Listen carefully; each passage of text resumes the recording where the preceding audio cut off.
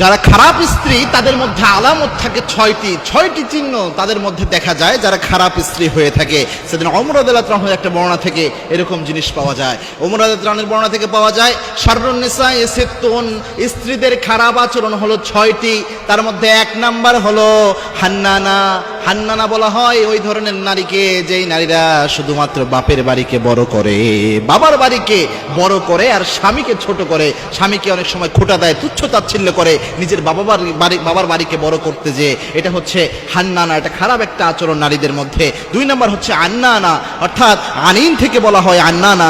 আন্নানা বলা হয় ওই নারীকে যে নারী বেশি অভিযোগ করে, বেশি মায়া কান্না করে, বেশি বেশি অভিযোগ করে থাকে, এই নারীকে বলা হয় হচ্ছে আন্নানা। এটা হচ্ছে নারীদের 2 নাম্বার খারাপ আচরণ। 3 নাম্বার হচ্ছে আল মান্নানা, ওই ধরনের নারী যে নারী উপকার করে কোনো ব্যক্তির বা কোনো ধরনের কল্যাণ করে, অথবা স্বামীরই কোনো উপকার করলো কিন্তু বারবার এটা বলে বেড়ালো, অথবা শ্বশুর বাড়িতে কোনো কল্যাণ করলো এটা বারবার বলে বেড়ায়, এটা হচ্ছে আল মান্নানা। এই ধরনের নারীদের ব্যাপারে আল্লাহর হাবিব সাল্লাল্লাহু আলাইহি ওয়াসাল্লাম জানিয়েছেন, ওমর রাদিয়াল্লাহু আনহু জানিয়েছেন, এটা হচ্ছে নারীদের খারাপ একটা আচরণ। 4 নাম্বার হচ্ছে আল হাদ্দাকা, অর্থাৎ এমন নারী যে খুব বেশি লোভী হয়, উচ্চাকাঙ্ক্ষী হয়, আরেকজনের স্বামী কিভাবে রেখেছে তাকে, আরেকজনের স্বামী ভালো কাপড় কিনে দিয়েছে, ভালো অর্নামেন্টস কিনে দিয়েছে, এই দিকে তার সব সময় চিন্তা ভাবনা থাকে, তার অন্য নারীর সাজগোজের ব্যাপারে তার চিন্তা ভাবনা থাকে, সব সময় স্বামীকে শুধু উচ্চাবিলাসী কথাবার্তা, উচ্চ চিন্তা চেতনা এই ধরনের আশা মনের মধ্যে রাখে, আর স্বামীকে প্রেশারাইজ করতে থাকে যে তুমি জীবনে কি করলা, ওই দেখো অমুক জনে এই কাজটা করেছে।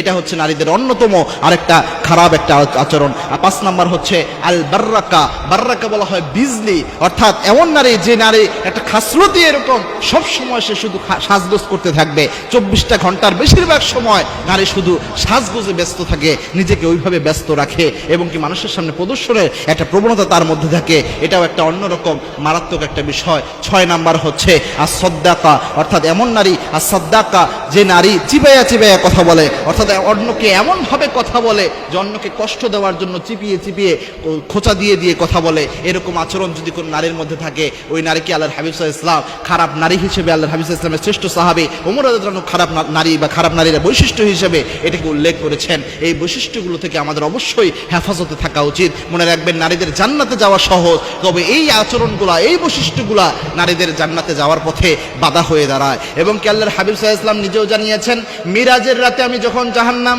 পরিভ্রমণ করলাম, যদিও নারীদের জান্নাতে যাওয়া সহজ, তবু আমি জাহান্নামের মধ্যে বেশিরভাগ অধিবাসী দেখেছি এরকম তারা হচ্ছে নারী ছিল।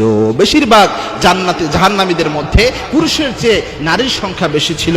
এর অন্যতম কারণ তার মধ্যে এটাও পাওয়া যায়, স্বামীর নাশুকরি করা, স্বামীকে বিভিন্ন সময় খোঁচা দেওয়া অথবা অন্য মানুষকে খোঁচা দেওয়া, গীবত করা, শেকায়াত করা, এই কারণগুলো উঠে আসে বিভিন্ন হাদিসের প্রেক্ষাপটে। সুতরাং তার পাশাপাশি এই 6টা খারাপ কারণ যেগুলো একজন নারীকে খারাপ হিসেবে উপস্থাপন করা হয়, আল্লাহ রাব্বুল আলামিন এই বদগুণগুলো থেকে আমার মা বোনদেরকে হেফাজত করুন, আল্লাহুম্মা আমিন।